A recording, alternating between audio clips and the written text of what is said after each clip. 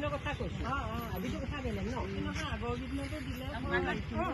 হেৰি নাহিলে ঘৰলৈ সাংবাদিক আহে আমি টিভিত ফটো দেখি পেলাই ৰাস্তাই তেওঁলোকক সুধিলো যে ঘৰলৈ সাংবাদিক আহিছে না